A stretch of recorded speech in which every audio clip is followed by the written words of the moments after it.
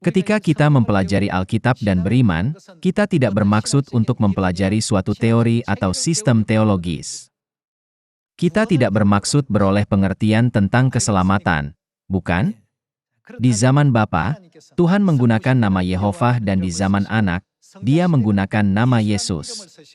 Di zaman Roh Kudus, Dia datang ke bumi ini dengan nama baru Kristus An-Sang-hong. Apa yang harus Dia dirikan? Dinubuatkan bahwa Dia akan membangun kembali Sion. Ini harus dipenuhi, karena ada tertulis, Tuhan akan menegakkan Sion, Sion pasti akan ditegakkan. Mari kita periksa nubuat tentang pendirian Sion dengan membuka Mika pasal 4 ayat 1. Akan terjadi pada hari-hari yang terakhir, gunung rumah Tuhan akan berdiri tegak mengatasi gunung-gunung dan menjulang tinggi di atas bukit-bukit. Bangsa-bangsa akan berduyun-duyun ke sana. Di hari-hari terakhir, akan ada tempat di mana orang-orang mengalir. Ayat 2.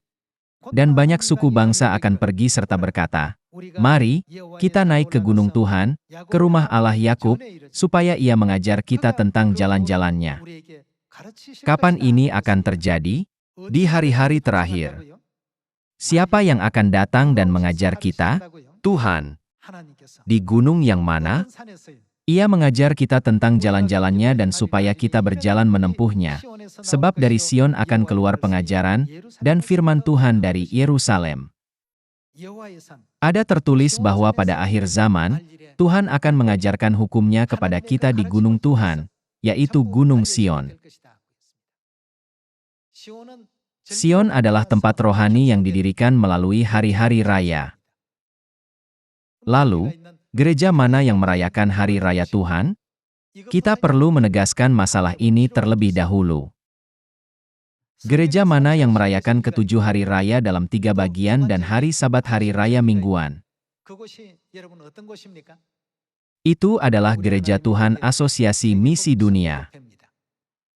Banyak Kristus palsu dan nabi palsu muncul di seluruh dunia, tetapi apa yang dinubuatkan Tuhan dalam Alkitab akan dipenuhi. Apakah ada orang yang mendirikan Sion dengan hari Sabat dan Paskah? Jika Dia adalah Tuhan, apa yang harus Dia lakukan? Dia harus mendirikan Sion.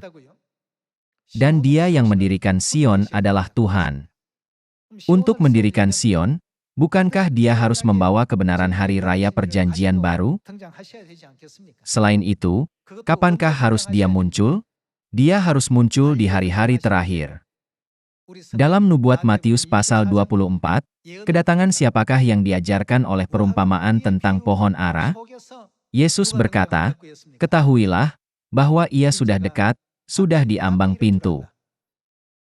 Pada tahun 1948, pintu Injil akan dibuka dan pada saat itu, Kristus yang datang untuk kedua kalinya harus berusia 30 tahun, sesuai dengan nubuat. Untuk melakukannya, kapan Dia harus datang ke bumi ini? Jika Dia akan berusia 30 tahun pada tahun 1948, Dia pasti lahir pada tahun 1918.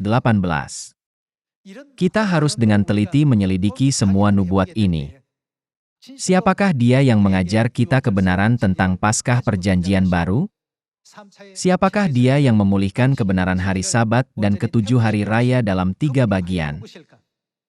Kita harus menemukan semua ini melalui nubuat. Siapakah yang menggenapi semua nubuat ini? Ialah Tuhan An-Sang-hong yang telah mendirikan Sion.